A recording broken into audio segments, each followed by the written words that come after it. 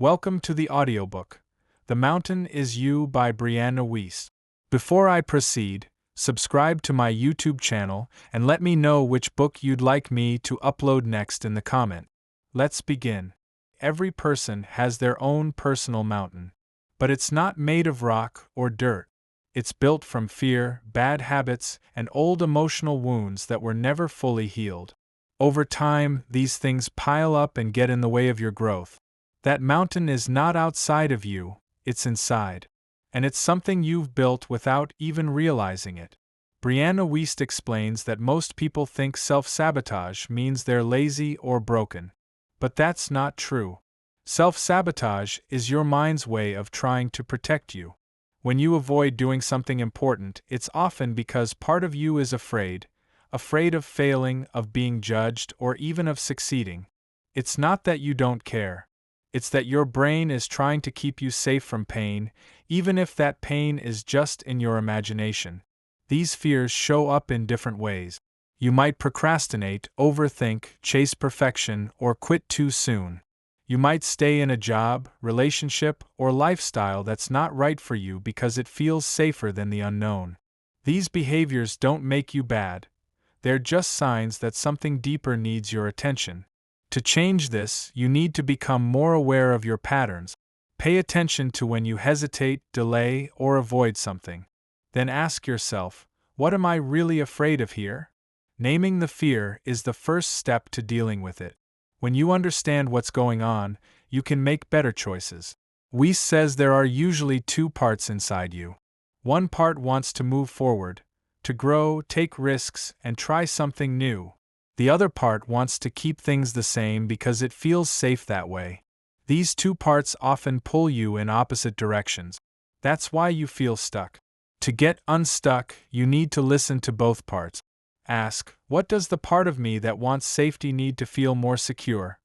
And what does the part of me that wants growth need to feel confident? When you take care of both, you feel more balanced and less conflicted. You can move forward without feeling like you're betraying yourself. You don't need to fix everything at once. Start small. Do one thing each day that builds trust with yourself. That might be finishing a task, sticking to your plan, or simply being honest with your feelings. Every time you follow through, even in a small way, you build self-respect. And self-respect leads to self-mastery. Real change doesn't come from pushing harder. It comes from understanding yourself better.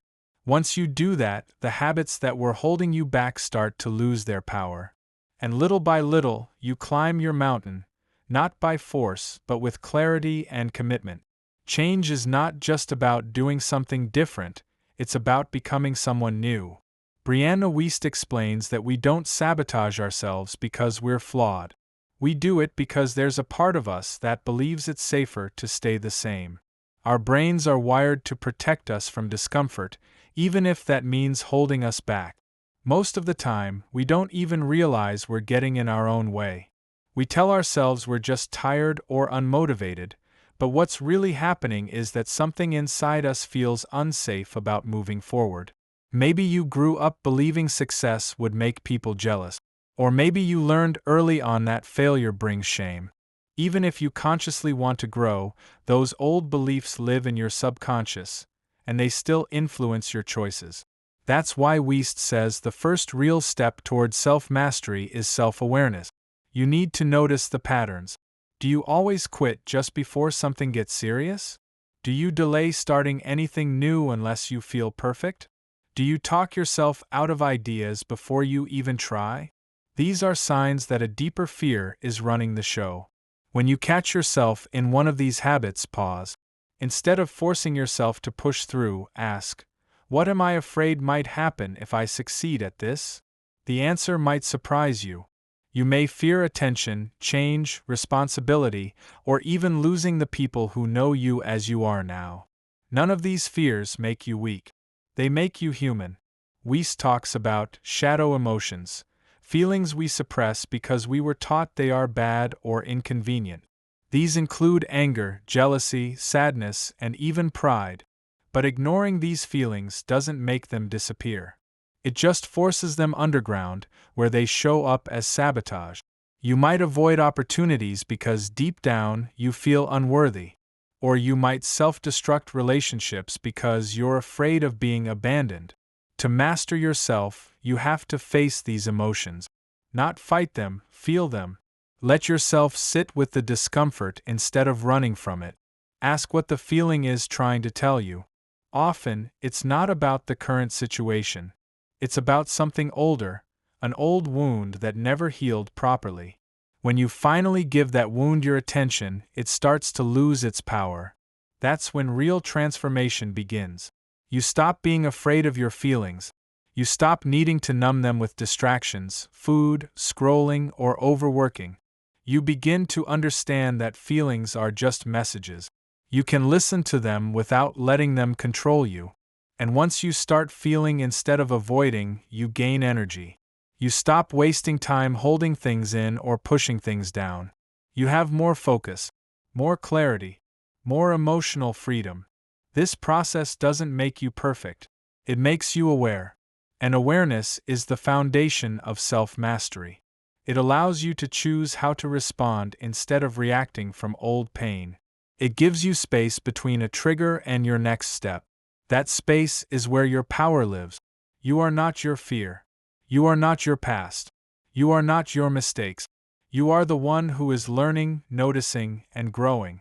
And every time you face yourself honestly, you rise a little higher up the mountain. As you begin to face your habits and feelings honestly, you might notice something surprising. Growth doesn't always feel good at first. In fact, it often feels uncomfortable, awkward, or even painful. That's because your brain is trying to protect what it knows. Anything unfamiliar, even if it's better for you, can feel like a threat. Brianna Wiest explains that discomfort is a sign of transformation. It's proof that you're moving out of old ways and into something new. But many people quit at this stage. They think the discomfort means something is wrong. In truth, it means something is changing. This is where your power grows. Instead of avoiding the discomfort, you learn to sit with it. You remind yourself that feeling uncertain or emotional doesn't mean you're failing. It means you're doing something brave. One way self-sabotage shows up here is through the all-or-nothing mindset. You might think, if I can't do it perfectly, I shouldn't do it at all. Or, if I miss one day, I've ruined everything. This mindset stops progress. It turns small mistakes into reasons to quit. But progress isn't about perfection. It's about direction. Wiest encourages you to drop the idea that everything must be perfect. Instead, focus on doing your best with what you have where you are. Even slow progress is real progress. A 5-minute action today is more powerful than waiting for the perfect moment that never comes. You also begin to understand the difference between reacting and responding. Reacting is automatic. It's driven by fear, pain, or habit. Responding is thoughtful. It gives you space to choose. Self-mastery means learning to pause before reacting. You learn to ask, what do I really need right now? What outcome do I want? That pause, just a few seconds, can change everything. This is also the stage where you begin rewriting your inner story. Many people carry beliefs like, I'm not good enough, nothing ever works out for me, or people always leave. These beliefs might have started in childhood, but they were never corrected. So they became part of your identity. To change your story, you must challenge those thoughts. You ask, is this actually true? Then you gather proof that you are growing, learning, and worthy. You build a new belief, one based on evidence, not fear. You practice saying it to yourself, even if it feels strange at first. You are not lying to yourself. You are choosing a better truth. A truth that moves you forward, not keeps you small. Wiest also teaches that healing is not just emotional, it's physical too. Your body stores past stress. When you feel anxious or stuck, your body may be remembering an old moment where you felt unsafe. That's why movement, rest, and grounding activities are important. Walking, stretching, deep breathing, these things help your body learn that it's safe now. The more you take care of your nervous system, the easier it becomes to focus, stay calm, and follow through. You stop operating in survival mode. You begin to live in creation mode, where your choices build your future instead of reacting to your past. And as this shift happens, you realize something powerful. You don't need a perfect plan. You just need a clear direction and a commitment to keep going. You are already climbing the mountain, and you are getting stronger with each step. By now, you've started to notice how your thoughts shape your actions, and how your actions shape your life. This is where the concept of self-leadership becomes important. According to Brianna Wiest, self-mastery is not about controlling everything. It's about learning to lead yourself with wisdom, awareness, and patience. When you begin leading yourself, you stop waiting for motivation. You don't wait to feel inspired or ready. You understand that motivation often comes after action, not before it. You stop saying, "I'll do it when I feel like it," and start saying, "I'll do it because I said I would." This shift creates consistency, and consistency creates confidence. Leading yourself also means making decisions that are good for your future, not just easy in the moment. Most self-sabotage happens because we chase short-term comfort instead of long-term gain. We scroll instead of study. We stay quiet instead of speak up. We avoid change instead of face it. But self-leaders think differently. They ask, "Will this choice help me grow?" If the answer is yes, they do it, even if it's hard. That's how you build strength, not by avoiding discomfort, but by doing what matters anyway. Wiest also explains that healing and growth require you to stop blaming other people. Maybe someone hurt you. Maybe your past was unfair. But at some point, if you want to climb your mountain, you have to stop giving your power away. You can't wait for someone to say sorry or make it right. You have to decide to take control of your life now. That doesn't mean you forget what happened. It means you stop letting it control your future. You say, "This was painful, but I will not let it define me anymore." That choice alone can change everything. Another important part of self-mastery is learning to sit with discomfort without reacting. When something doesn't go your way, you don't explode or shut down. You pause. You ask, "What's really happening here? What's this feeling trying to teach me?" That moment of pause builds emotional strength. It helps you make better choices, not just fast ones. You'll also need to learn how to support yourself during the hard days. Wiest reminds us that healing isn't always beautiful. Some days you'll feel lost, tired, or overwhelmed. That doesn't mean you're going backward.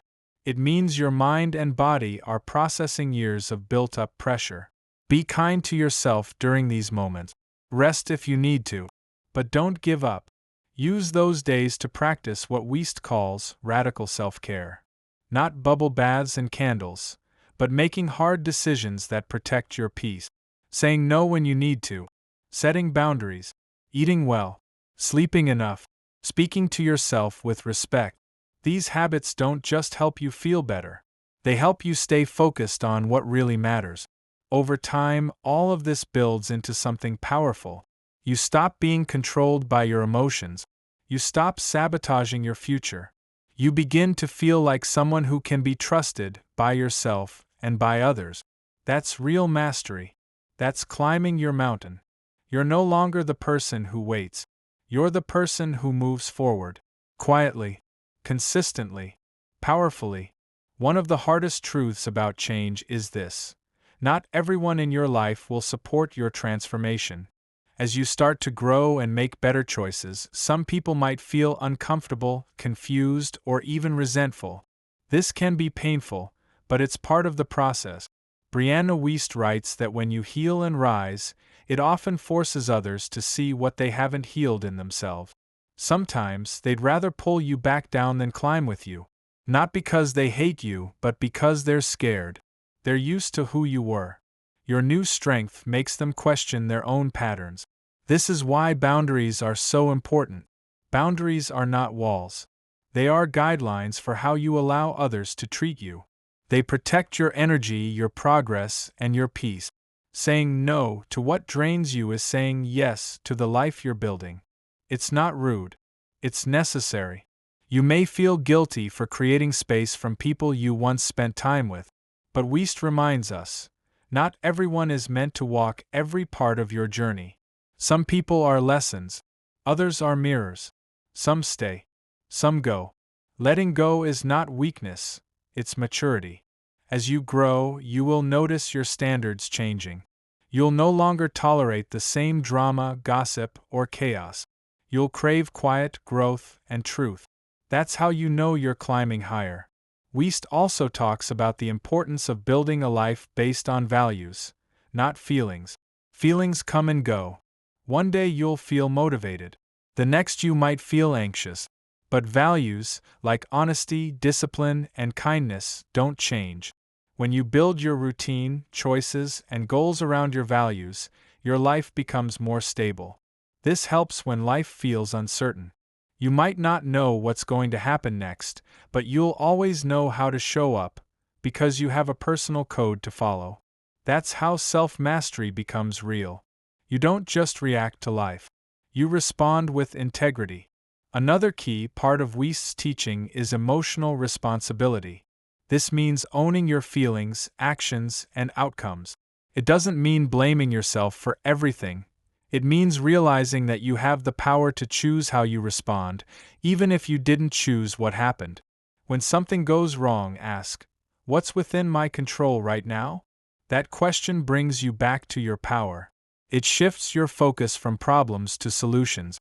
You also begin to realize that the mountain you're climbing isn't just about healing wounds. It's about building a life that reflects who you truly are. That takes more than self-awareness.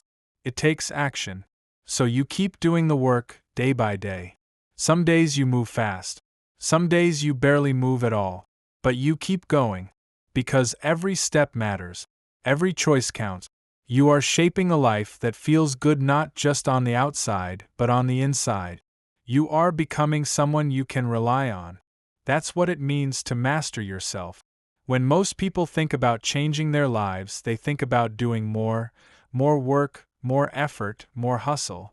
But one of the biggest lessons from Brianna Wiest's work is that real transformation often comes from doing less. Not less care or less purpose, but less resistance. Less fighting with yourself. Less holding on to what no longer fit. Wiest teaches that a big part of growth is learning to release. This includes releasing people, routines, beliefs, or identities that once felt safe but are now limiting you. It's hard because these things might have been part of your life for years. But if they no longer support your highest self, they are part of the mountain that needs to be cleared. Letting go doesn't mean forgetting or failing. It means you're making space. Space for the person you're becoming. Space for the peace you need. Space for new energy and opportunities to arrive. Sometimes what you need to release isn't outside of you, it's inside. Old guilt. Silent shame. The belief that you're too late or not good enough. These feelings don't help you grow. They weigh you down. Wiest says that healing means no longer punishing yourself for who you used to be.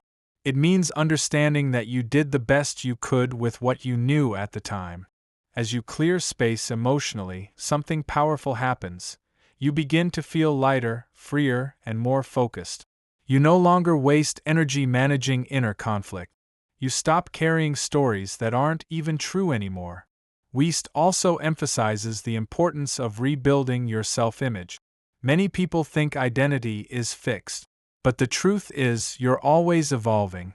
You don't have to be the person you were 5 years ago, or even 5 months ago. You are allowed to change. And that change starts with how you see yourself. Start saying, "I am someone who keeps my word. I am someone who faces challenges calmly. I am someone who chooses growth." Even if it doesn't feel true yet, act as if it is. The brain begins to believe what you repeatedly do. And your identity slowly shifts to match your actions. Self-mastery is not pretending to be perfect. It's being honest with yourself and still showing up. It's admitting when you slip, then correcting gently instead of giving up harshly. It's about living with intention, not just reacting to whatever shows up.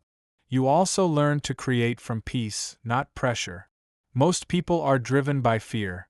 Fear of failing, being left behind, or not being enough. But when you slow down and choose what truly matters, you begin to create from a calm place. You work with love, not panic. You grow with purpose, not force. This doesn't mean you never hustle. But now, the hustle is grounded. It's not desperate. It's clear, calm, and committed. And that kind of energy is powerful. You're not climbing the mountain to prove yourself to anyone. You're climbing it to become yourself. Each decision, each release, each new habit, this is the real work. And it's paying off. You're learning to rise, not by running faster, but by shedding what weighs you down. One of the biggest shifts you'll notice on your journey to self-mastery is how you start dealing with pain. Instead of avoiding it or hiding from it, you begin to face it, and that changes everything. Brianna Wiest teaches that emotional pain doesn't disappear just because we ignore it. It waits. It shows up in other forms: overthinking, bad habits, fear of relationships, or even physical symptoms like stress and fatigue. When you finally let yourself feel it, fully and without shame, you stop letting it control your life. The goal isn't to get rid of pain forever. It's to become strong enough to handle it, to hold it, understand it, and learn from it. That's how it loses its power. When you stop running, you realize you're stronger than the thing you were running from. One powerful way to do this is to name what hurts. Put it into words. Write it down. Say it out loud. Wiest emphasizes that giving language to pain makes it easier to manage. Vague suffering is hard to heal, but specific pain can be seen clearly and healed. She also reminds us that emotional pain often comes from stories we tell ourselves. Stories like, "I'm not lovable," or "everything I touch fails." These stories may have started with one painful moment, but if you keep repeating them, they become your reality. Self-mastery means questioning those stories and replacing them with better ones. Instead of saying, "I always fail," you begin to say, "I failed once, but I learned." Instead of thinking, "I'm not good enough," you tell yourself, "I'm still growing and I've come far." These aren't lies. They're more accurate reflections of your full story. Another lesson from Wiest is about patience. Growth doesn't happen in a straight line. Some days you feel strong. Other days you feel like you've gone backward. That's normal. Healing and progress often feel like a spiral. You revisit the same lessons, but from a higher level each time. It's easy to get frustrated and think, "Why am I still dealing with this?" But the truth is, you're not in the same place. You're wiser now. You're handling things differently. You're not stuck, you're in motion. That's why it's so important to track your progress. Look back every few weeks or months. Notice what you've learned, what you've let go of, and how your reactions have changed. You'll see proof that the mountain is shifting, even if you don't always feel it day to day. You also start learning how to protect your energy. Wiest talks about emotional boundaries. Not just with people, but with your own thoughts. You stop letting every worry or criticism live in your mind. You become more selective. You ask, "Is this thought helpful? Is this relationship healthy? Is this habit building the future I want?" If the answer is no, you start making changes. Not overnight, but little by little. You stop explaining yourself so much. You stop apologizing for growing. And you start standing up for the life you're trying to build. That life doesn't come from luck or chance. It comes from steady, quiet effort. From facing yourself with courage. From refusing to be ruled by fear anymore. And that's what you're doing now, one page, one decision, one step at a time. At this point in your journey, something important begins to happen. Your perspective changes. You no longer see challenges as roadblocks. You see them as opportunities to grow. This shift is a sign that you are no longer living in survival mode. You are now stepping into leadership of your own life. Brianna Wiest teaches that real power comes from learning how to respond wisely instead of reacting emotionally. Life will always bring problems. People will disappoint you. Plans will fall apart. But when you've built inner strength, you stay grounded. You feel the frustration, but you don't lose control. You feel the fear, but you still take the next step. You begin to build what Wiest calls emotional intelligence. This doesn't mean you hide your emotions. It means you learn to listen to them without letting them control you. You use emotions as information, not commands. Anger might tell you that something isn't fair. Sadness might reveal that something matters deeply. Fear might show that you're entering new territory. These are signals, not stop signs. Once you start listening to these signals, you make better choices. You stop reacting based on old pain or old fears. Instead, you pause and ask, what is this emotion telling me? What choice aligns with who I want to become? That small pause can change your life. This is also the stage where you realize your habits and environment shape you more than you thought. You become more aware of what you consume, what you read, watch, scroll, and listen to. You realize your energy rises or falls based on the spaces you enter and the people you spend time with. Wiest reminds us that if you want to live differently, you must design your life with intention. Start small. Clean your space. Schedule your mornings. Replace noise with stillness. Choose books that grow you. Follow people who inspire you. These are not minor changes, they are quiet revolutions. Over time, this intentional living becomes a lifestyle. You no longer drift through your days, you direct them. You no longer say yes to everything, you protect your time like it matters. Because it does. Every hour you give to something meaningless is an hour you take from what matters most. Wiest also speaks about the power of purpose. When you don't know why you're doing something, it's easy to give up. But when you have a clear why, you keep going, especially on the hard days. That purpose can be simple: becoming a calmer parent, building a better future, healing a family pattern, or just living in peace with yourself. Purpose gives your pain meaning. It helps you see setbacks as setup. It helps you push through boredom, frustration, or slow result. Because now you're not just surviving, you're building something. And what you're building is a new version of you. Someone who is self-led. Someone who feels deeply, thinks clearly, and acts wisely. Someone who doesn't just dream, but does. Someone who rises, not just once, but again and again. The mountain is no longer something in your way. It's something you're meant to climb, and you are rising. As you climb higher, something else starts to shift. You begin to trust yourself. Not just in small choices, but in big ones too. You stop second-guessing every step. You stop asking for constant approval. You start believing, quietly and confidently, that you know what you're doing. This is one of the most important signs of healing, self-trust. Brianna Wiest explains that most self-sabotage comes from a lack of trust. When you don't believe in yourself, you delay decisions. You hesitate, doubt, and overthink. You ask too many people for advice and feel overwhelmed by too many answers. You look outward when the truth is already inside. But when you trust yourself, you begin making decisions from a calm place. You say, "This feels right for me," even if no one else understands. You don't panic when things take time. You don't give up just because the results are slow. You believe that showing up, consistently and with care, will bring you where you need to go. You also stop needing to control every detail.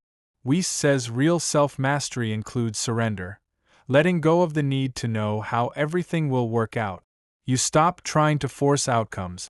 You trust your process, your preparation, and your path. This doesn't mean you sit back and wait. It means you take action and allow life to meet you halfway. At this point, your relationship with failure changes too. You stop seeing mistakes as proof that you're not good enough. You begin to see them as part of the path. Every successful person failed many times before they figured it out. Failure is not personal, it's feedback. Ask yourself after every setback, what is this teaching me? What can I do differently next time? These questions turn failure into growth. They make you stronger, not smaller. Wiest also teaches that self-mastery means managing your energy. Not every fight is worth your time. Not every opinion deserves a response. Not every opportunity is meant for you. You start choosing your focus wisely. You protect your peace like it's your most valuable resource, because it is. You learn to say no without guilt, to walk away without explaining, to rest without apologizing. These are signs of real power, not loud power, but deep, steady, and grounded power. Another major shift: your goals become more internal. At first, you may have wanted to heal so you could prove something. Maybe you wanted to look good, get attention, or be accepted. But now, you're healing for you. You want to feel at peace. You want to wake up proud of how you live. That quiet motivation is stronger than anything external. This is what Wiest calls self-validation. You don't need constant praise to feel valuable. You give that to yourself. You remind yourself, I am enough as I am, and I'm still growing. That balance of self-love and ambition is powerful. It keeps you moving forward without burning out. And now you no longer fear the mountain. You understand it. You respect it. And most importantly, you trust that you can climb it, no matter how steep the next part may be. By now, you've come to realize that the most important work is often the invisible kind. It's not what people see on the outside, it's what happens deep inside your thoughts, habits, and choices. And that's where the mountain is truly being moved. Brianna Wiest reminds us that self-mastery is not a loud process. It's not about making big announcements or chasing dramatic changes. It's about doing the quiet work when no one is watching. It's about choosing honesty over ease, peace over attention, and values over habit. As your inner world becomes stronger, your outer world begins to change. People might not understand how you've become calmer, clearer, or more direct, but you'll know. You'll know it's because you've been showing up for yourself every day. That internal shift is where lasting confidence is born. One major part of this internal work is taking full ownership of your life. Wiest teaches that responsibility is not the same as blame.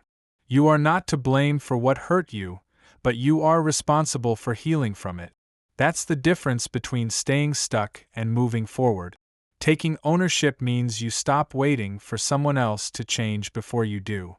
You stop expecting others to read your mind, fix your problems, or give you permission. You become your own guide, protector, and decision-maker. That's freedom. You also begin to realize that much of your peace comes from how you talk to yourself. Your inner voice, the thoughts you repeat all day, shapes how you feel, act, and relate to others. Wiest emphasizes the power of self-compassion. You're not going to get everything right, but beating yourself up doesn't help. It only makes you afraid to try again. So instead of saying, I'm failing, you learn to say, I'm learning. Instead of, I can't do this, you say, I can figure this out one step at a time. These small shifts build emotional safety within. You stop being your own bully. You become your own ally. This matters because transformation doesn't come from pressure. It comes from support. You grow better when you feel safe inside your own mind. You take more risks. You recover faster from setback. You stop hiding who you are and start becoming who you were always meant to be. Wiest also teaches that healing doesn't always look like joy. Sometimes it looks like setting boundaries, walking away, grieving, or starting over. Growth isn't always pretty, but it is always worth it, because with each uncomfortable step, you get closer to your truth. And when you live from that truth, everything changes. Your goals become clearer. Your relationships become healthier. Your time becomes more meaningful. And you stop living for the approval of others. You live in alignment with yourself. You no longer try to prove your worth. You live like someone who already knows they're worthy. And that knowing, that deep inner confidence, is the reward for every painful step you've taken on this climb. As you continue this climb, something else begins to unfold. You stop rushing. You no longer feel the need to fix your life overnight. You realize that transformation is not a race, it's a relationship with yourself. And like any relationship, it takes time, honesty, and consistency. Brianna Wiest says that people often get stuck because they want instant result. They want to feel better now, to succeed now, to heal now. But real change moves slowly like nature. You don't see a tree growing every day, but that doesn't mean it's not growing. It's building roots. And so are you. You begin to trust the pace of your journey. Some days will feel fast and exciting. Others will feel slow and quiet. Both are necessary. The progress you don't see is often the most important. The internal shifts, the way you now pause before reacting, the boundaries you set without guilt. You start to value the process, not just the outcome. You stop thinking, when I achieve this, I'll be happy, and start thinking, I'm proud of who I'm becoming, step by step. That mindset is powerful. It takes pressure off your goals and brings peace into your daily life. Wiest also emphasizes the importance of solitude. Spending time alone, not to escape but to listen. In solitude, you hear your own voice clearly. You reconnect with your values. You remember what matters to you, not what everyone else is doing, chasing, or posting. Solitude helps you reset. It gives you space to check in with yourself. Am I living on autopilot? Am I aligned with what I truly want? Am I making choices that match my future self? This quiet time becomes a tool, a place to recharge, reflect, and reconnect. Another deep insight from Wiest is that healing requires forgiving yourself. You cannot become your best self if you're still punishing your past self. You cannot grow if you keep carrying regret like a weight. You have to forgive yourself for not knowing better, for staying too long, for falling short. Forgiveness doesn't mean forgetting. It means saying, I'm ready to move forward now. It means looking at your past with compassion instead of shame. You are not the same person today. You're wiser, stronger, and more capable of choosing differently. You also stop chasing happiness in things that don't last. Wiest says many people chase highs, quick wins, attention, approval. But those things fade. What lasts is meaning, purpose, integrity. You stop asking, what will make me feel good today? And start asking, what will make me feel proud a year from now? And in that shift, you begin to feel something deeper than happiness. You feel peace. Not loud, not flashy, just a quiet confidence in who you are and where you're going. This peace doesn't come from outside. It's earned through self-awareness, effort, and truth. And it stays with you, no matter what happens next. Because now, you don't just believe you can climb the mountain. You know you are. At this point in your transformation, one thing becomes clear. You are no longer the same person you were when you started. The thoughts you think, the choices you make, and the way you handle challenges, everything has shifted. And this shift isn't random. It's a direct result of the work you've done. Brianna Wiest teaches that real self-mastery shows up in how you live your everyday life. Not in huge wins or public praise, but in the small, often invisible ways you keep choosing what's right over what's easy.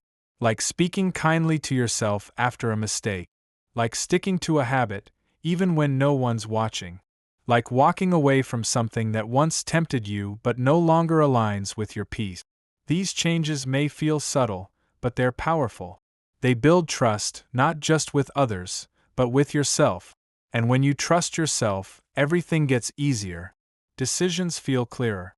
Confidence grows naturally. You don't need to prove yourself anymore, you just show up as yourself. This is when people around you start to notice something's different. They may not know what changed, but they'll feel it. You carry yourself with more calm, more presence, more clarity. You're not as reactive. You don't shrink when things get hard. You've become rooted, anchored in who you are. Wiest also talks about how you begin to shift from being emotionally reactive to emotionally responsive. You stop letting old triggers pull you into loops of anxiety or anger. When something upsets you, you pause. You breathe. You ask yourself what's really going on. That pause gives you power. This kind of emotional maturity doesn't come from reading or thinking. It comes from practice. Every time you choose to respond instead of react, you're rewiring your brain. You're teaching yourself that you are safe, in control, and strong enough to face whatever comes. Another important shift happens in your standards. You no longer tolerate chaos, mixed signals, or disrespect. You've done too much work to settle for less. Wiest says when your self-worth increases, your tolerance for nonsense decreases. That's a good sign. It means you're no longer trying to be liked, you're trying to live well. You also stop chasing. You don't chase people, trends, or outcomes. You attract what aligns with you by being honest, clear, and focused. This doesn't mean you don't try. It means you try from a place of calm, not desperation. You act with confidence, not fear. In this space, you begin to experience more flow, more alignment. Things feel smoother, not because life got easier, but because you got stronger. You're not controlled by your fears, your past, or your patterns. You've started leading your life instead of surviving it. And that is the real reward of this climb, not just the goals you reach, but the person you've become along the way. You've moved from self-sabotage to self-leadership, from fear to clarity, from survival to strength. And that strength is now part of who you are. You may not have noticed it right away, but somewhere along this path, healing turned into creating. You stopped just fixing what was broken.